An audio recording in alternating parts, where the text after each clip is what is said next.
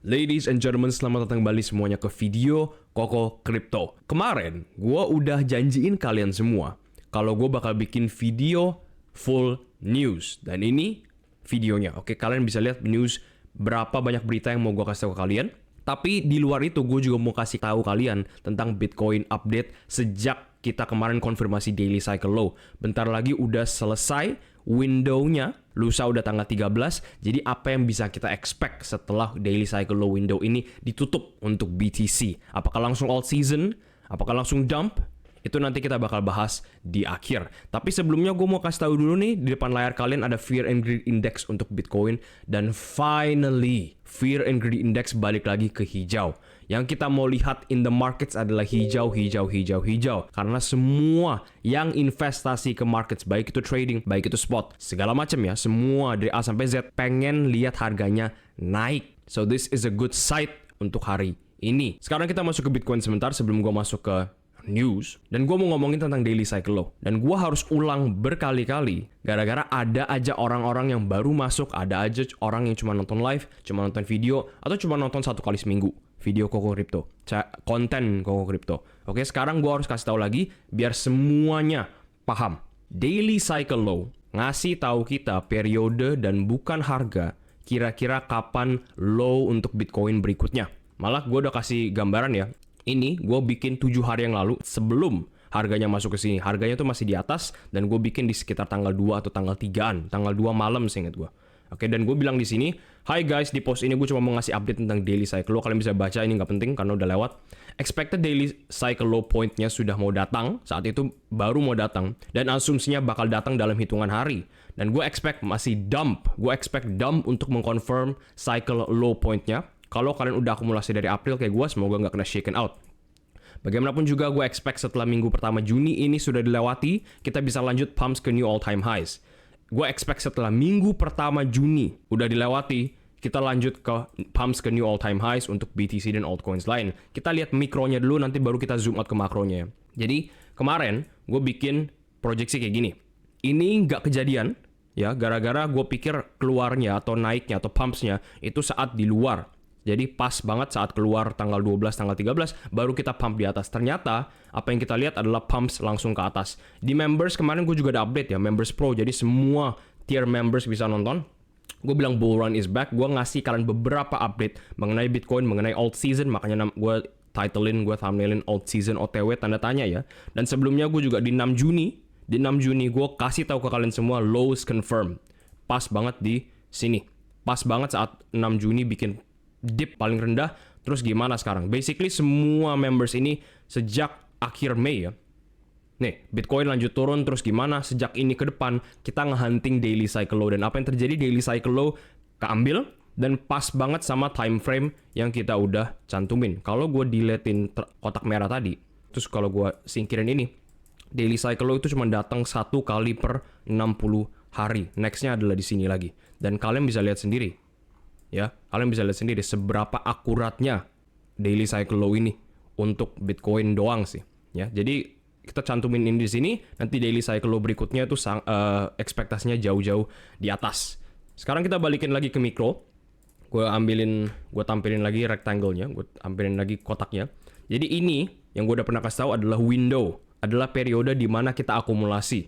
Malah saat 30 Mei, gue itu nge-calling, kayaknya gue juga bikin di members deh. Nih, kalian tahu harus ngapain di 31 Mei. Waktunya telah tiba. Singkat cerita dari live ini, dari Members Pro Max live members ini, adalah beli. Gara-gara kita nggak dikasih waktu banyak. Kita cuma dikasih waktu dari sini ke sini untuk akumulasi anything. Altcoins, Bitcoins, everything. Benar-benar semua kripto. Buy zone-nya adalah di daerah sini.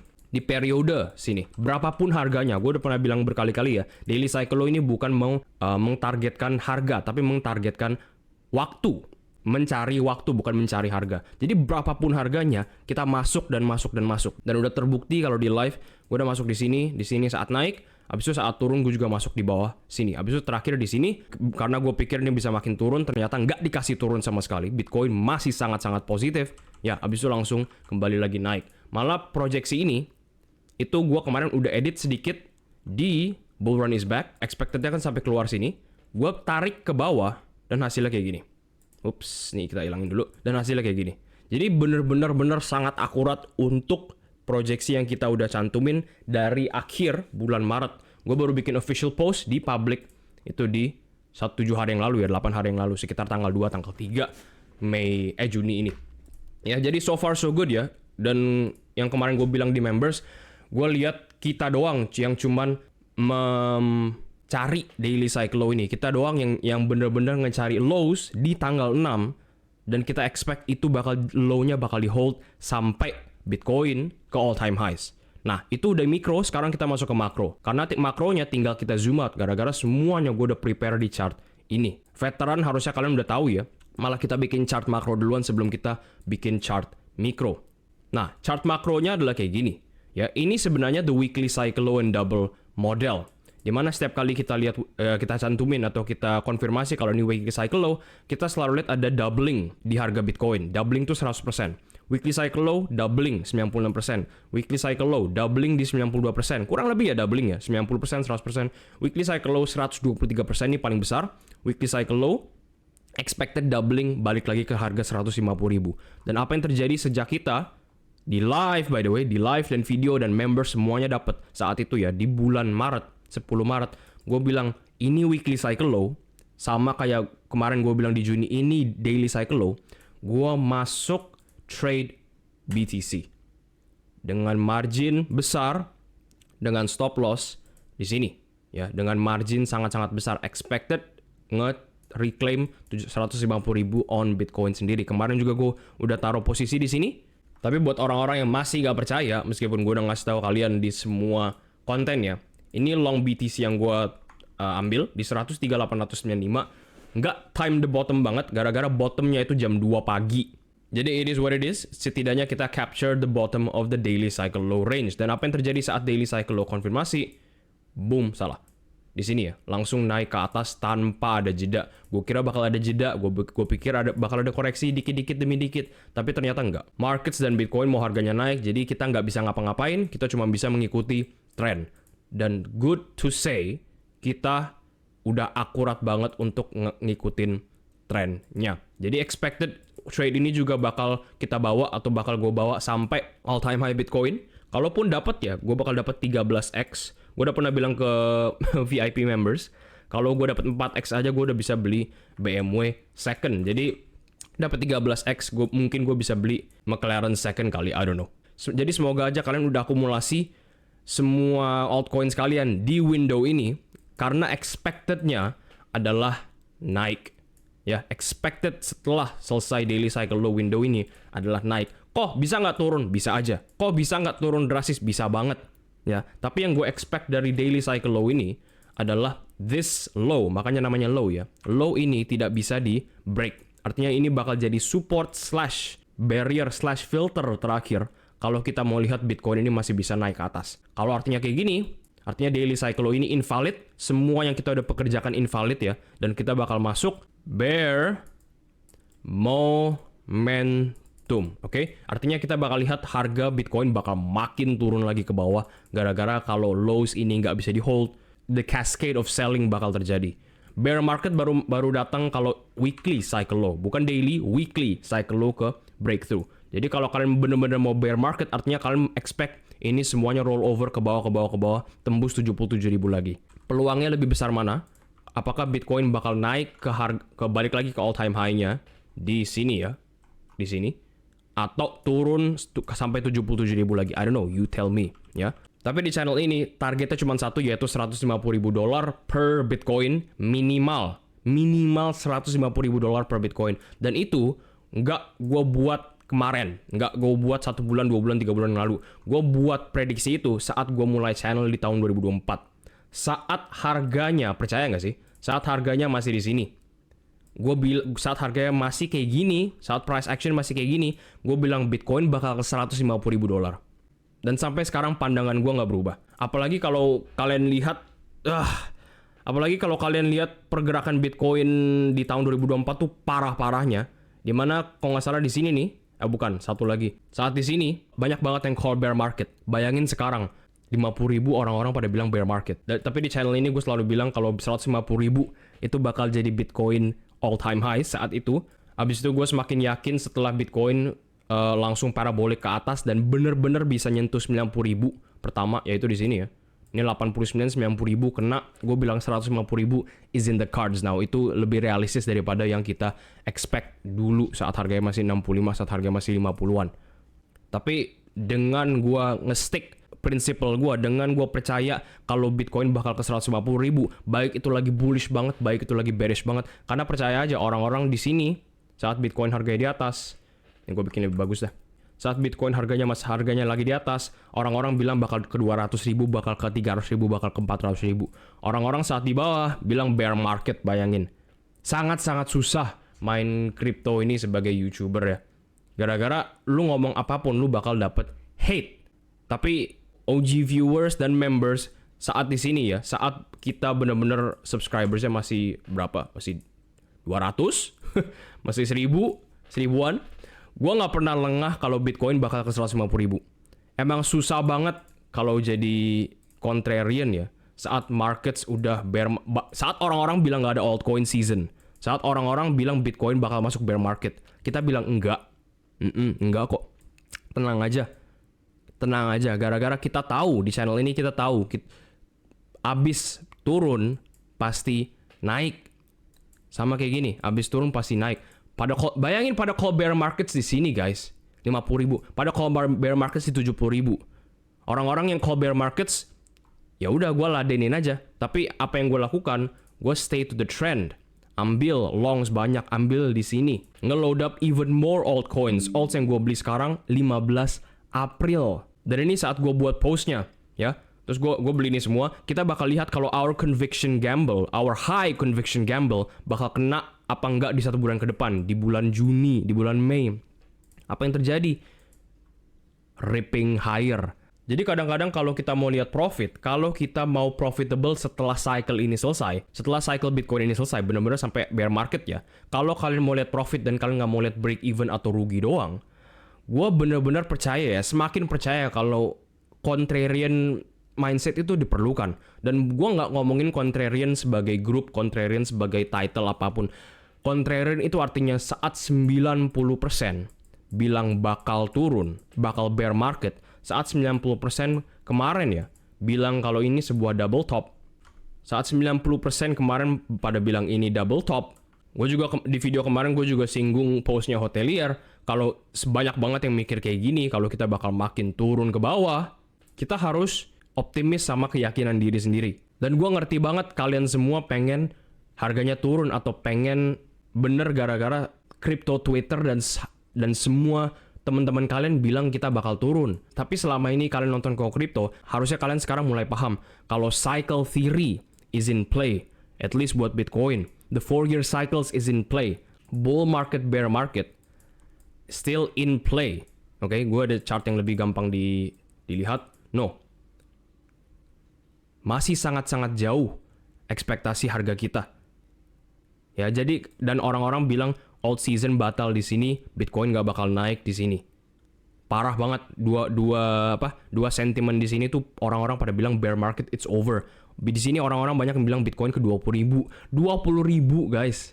Bitcoin ke 20.000 di sini turun lagi ke bear market bottoms. Tapi gue cuma mau ngasih tahu kalian, mindset di channel ini itu gue selalu nge-push kalau makronya masih positif. Lu mikro, lu short term 2 minggu, seminggu, lu boleh bearish. Makro lu nggak boleh sama sekali bearish. Dan hal itu aja banyak yang nge-hate. Dan kalau hal untuk kenaikan Bitcoin ke 150.000 aja banyak yang nggak suka, then I guess I'm a contrarian. Dan contrarian mindset itu bakal semakin dibutuhkan mulai dari cycle ini ke cycle depan. Gara-gara manipulasi Bitcoin bakal semakin banyak.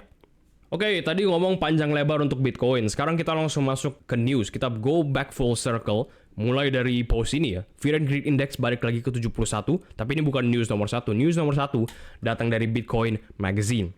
Mereka bilang, public company KULR is raising up to $300 million to buy more Bitcoin. Di video terakhir, Mana tadi yang saat gue mention hotelier crypto, itu gue juga mention banyak banget nih crypto goes global ya. Segmen ini gue bilang kalau adopsi crypto tuh semakin banyak dan semakin banyak. Ini juga menambahkan satu lagi company untuk nge-push adoption on the mainstream. Setidaknya untuk company-company, setidaknya perusahaan-perusahaan, setidaknya investment fund dulu yang jalan sebelum masuk ke global adoption. Ya, tapi gue nggak hanya bilang investment fund, gue hanya bilang company-company, gue juga ngomongin tentang hedge fund juga. Oke, $800 billion asset manager Bernstein, Alliance Bernstein by the way nama fullnya makanya AB, says its 200,000 Bitcoin price prediction for 2025 is conservative. Kita mulai lihat price projection dari institution, dari hedge fund. Nanti gue bakal kasih kalian dari Michael Saylor dan lain-lain.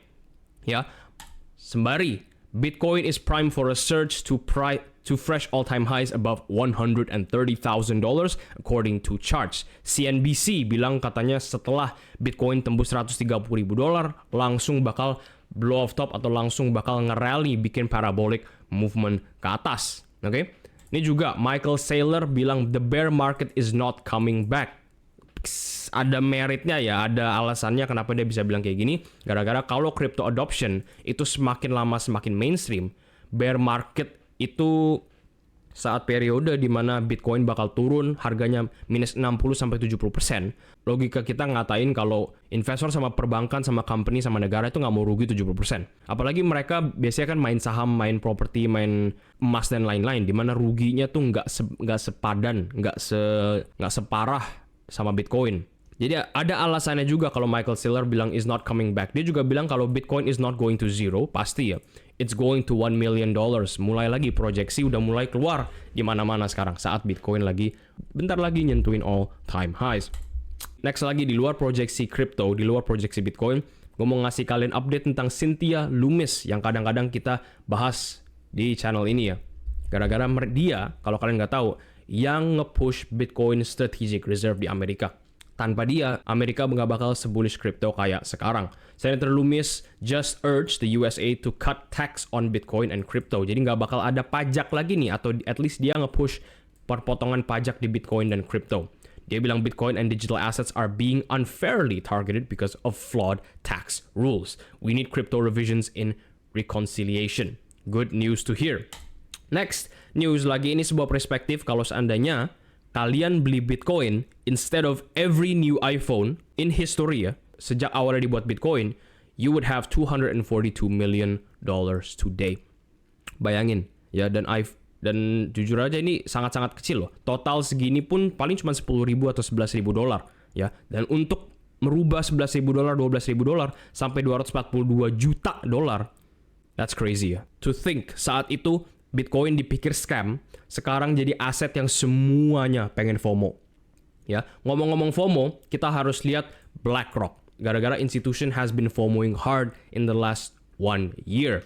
This just in, BlackRock's spot Bitcoin ETF becomes the fastest ETF in history to surpass 70 billion pakai B asset under management. Kalian bisa lihat sendiri. Ini ETF BlackRock lain di mana perlu kisaran waktu 1.600 hari, 1.700 hari buat nyampe $70 billion asset under management. Bitcoin cuma butuh 340 hari. 340 hari. Kurang dari setahun. Bayangin. Gara-gara setahun itu 365 hari. Kurang dari setahun dan Bitcoin udah mencapai ETFs BlackRock lain. Crazy ya. Gila banget. Selain itu, gue juga mau ngasih update tentang State of Louisiana. Ini negara bagian Amerika, just announced to create a committee to study Bitcoin and crypto. Telat ya, jujur telat banget. Dimana Texas udah masuk, dimana Arizona udah masuk, Louisiana baru bikin komite, baru bikin grup buat mempelajari Bitcoin. Jujur udah telat banget, dan rasa gue mereka bakal beli nggak tahu di harga 150-an ribu ke atas kali. Kalau mereka baru buat grup buat belajar doang. Next news lagi, tadi gue mention gak hanya negara bagian, perusahaan-perusahaan, hedge fund manager, institution, dan perbankan yang masuk ke Bitcoin, yang nge-FOMO ke Bitcoin. Sekarang juga dalam negara-negara juga yang bakal nge-FOMO Bitcoin. Korea Selatan sekarang punya presiden pro-crypto juga, sama kayak Donald Trump. Ya, dan Korea Selatan bilang mereka mau nge-legalisir crypto stablecoins. Sangat-sangat positif. Nggak hanya itu, crypto South Korea juga barusan nge-announce kalau mereka bakal nge-introduce Bitcoin and crypto legislations today di 10 Juni. Jadi kemarin. This is very very good news ya. Satu negara lagi, tambah lagi plus one yang nge-FOMO Bitcoin dan nge-FOMO crypto hard. Next, di mana kita ada update dari SEC, langsung dari Securities and Exchange Commissions.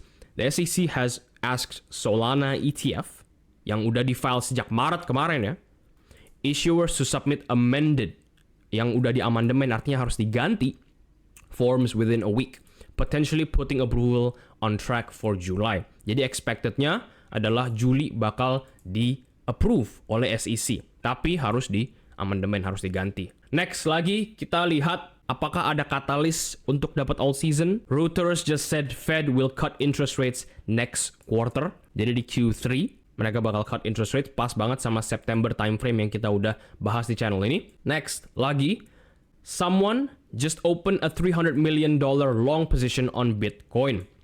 Ini bukan James Wynn ya, ini whales lain. Ingat loh, whales ada banyak. Dia baru nge-open dengan harga 109.500 dengan liquidation 105.780 sebanyak $300 juta. Ya, dengan cross 20x. Jadi good to see makin banyak whales juga yang percaya kalau Bitcoin will go higher. Oke. Tadi gue mention James Wynn, ini James Wynn ya. Sekarang profit and loss dia, P&L-nya dia itu udah naik 5,7 juta dolar. Jadi gue di video terakhir gue bilang gue pengen banget lihat James Wynn ini bikin redemption, dan kayaknya redemption ini bakal terjadi, apalagi Bitcoin kita antisipasi untuk makin tinggi harganya. Sekarang kita ngomongin altcoins dan altcoin season sedikit ya, gara-gara ada satu katalis yang mungkin bisa nge-spark satu narasi di bulan Juli ini, bulan Juni depan. Juli depan maksudnya. Oke. Ini dari CZ. Dia cuma ngeriak pakai tepuk tangan ya, tapi ini actual newsnya. DeFi platforms will be exempt from regulatory barriers, says SEC Chairman Paul Atkins. Okay? DeFi platforms bakal di-exclude dari regulatory barriers. Artinya DeFi platforms bakal beroperasi lebih bebas. Dan apakah ini bisa nge-spark DeFi summer kembali? Kayak cycle sebelumnya. Karena bentar lagi udah mau summer. Apakah DeFi summer is going to be back? Nggak hanya itu, Ethereum juga kolaborasi sekarang sama Virtual Protocol, di mana the future of AI agents now on Ethereum. Terus Ethereum sendiri bilang Ethereum is for AI. Kita nggak bisa ngomongin alt season kalau nggak ngomongin Bitcoin dominance. Dan kemarin kita capture ini di live ya, Bitcoin dominance ini turun drastis dan breakout pas dari rising wedge yang kita udah tanam di sini. Expectednya adalah breakoutnya adalah segini gede, segini panjang. Dan kemarin di members yang di sini ya, yang kemarin gue bikin di 10 Juni, itu gue expect ada dua barriers, ada dua filter, ada dua resistance atau support ya. In this case support. Ada dua support yang harus ditembus, yaitu di sini di 63,9 sama di sini 63,5 sebelum kita bisa kembali lagi attack 62,26%. Gue harus mengingatkan kalian semua dan gue harus ingatkan buat setiap kali video sekarang ya.